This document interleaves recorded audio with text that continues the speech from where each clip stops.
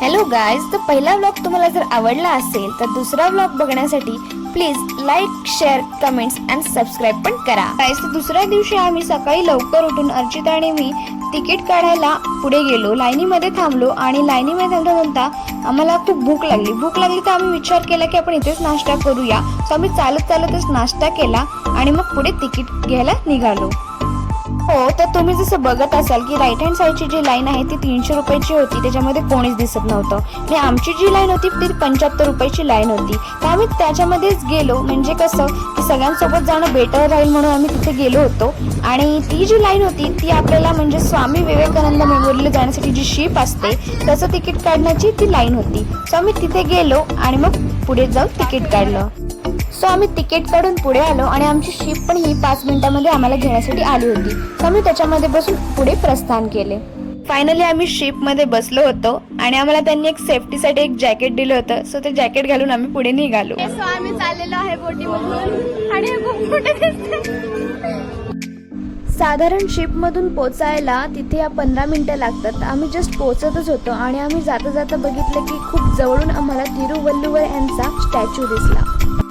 आता आम्ही आलेलो आहोत विवेकानंद रॉक मेमोरियलला. स्वामी विवेकानंद मेमोरियल एवढं सुंदर दिसत होतं. तिथे जाण्यासाठी पर पर्सन 30 रुपये एवढी एंट्री होती. तर आम्ही ते तिकीट काढलं आणि निघालो.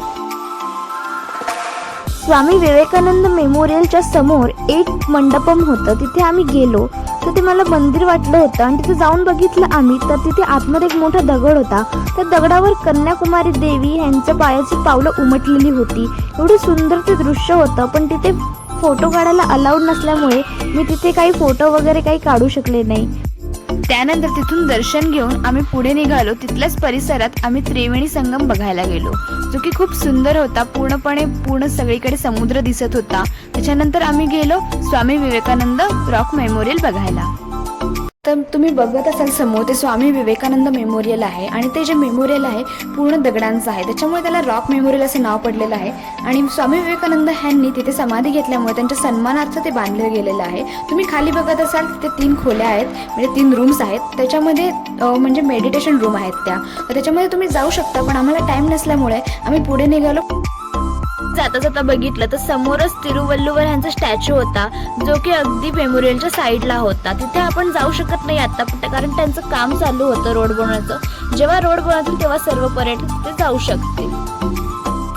फायनली आम्ही शिपमधून पुढे गेलो. त्याच्यानंतर रूमवरती जाऊन आराम वगैरे करून नंतर जेवण वगैरे करून बाहेर पडलो, कारण आमची जी ट्रेन होती ती संध्याकाळची 9ची होती. आणि त्याच्यानंतर आम्हाला असं वाटलं की इथे आलोच आहे तर पूर्ण सगळं फिरून जावं. त्याच्यामुळे आम्ही पुढे गेलो आणि बघितलं तर एक छान असा रोड होता दगडांचा. तिथे आम्हाला तो दिसला तर आम्ही असं ठरवलं की तिथे जावं. तो खूप मोठा रोड होता, पण आम्ही गेलो.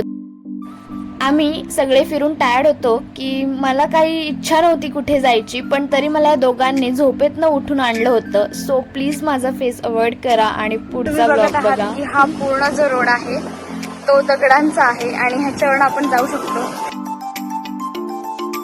मी या दगडांच्या रोडवरून चाललो होतो आणि आमच्या मातोश्री पण आमच्या सोबत होत्या, कारण त्यांना तर आमच्यापेक्षा फिरायची एवढी आवड की त्या पण आमच्या सोबत लास्ट शेवटपर्यंत आल्या.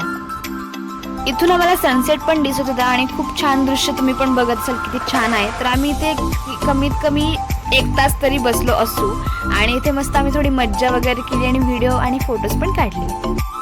तर आम्ही तिथून 1 तास टाइमपास करून पुढे निघालो. रूमवरती गेलो. रूमवरती आवरून वगैरे आम्हाला तरी 7 वाजले. 7 वाजता जे आम्ही निघालो आम्ही बस केली, बिकॉज की तिथल्या लोकांनी आम्हाला सांगितलं होतं की बेटर ऑप्शन राहील नागरकॉइल जंक्शनला जाण्यासाठी ती बस असेल रात्रीची. तर आम्ही तिथली सिटी बस करून पुढे निघालो आणि पुढे गेल्यानंतर आम्ही नागरकॉइल स्टेशनला पोहोचलो.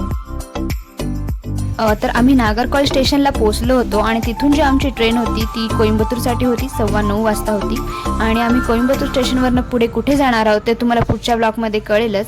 तर त्यासाठी स्टे ट्यून आणि सबस्क्राईब करा, लाईक करा अँड कमेंट करा. बाय.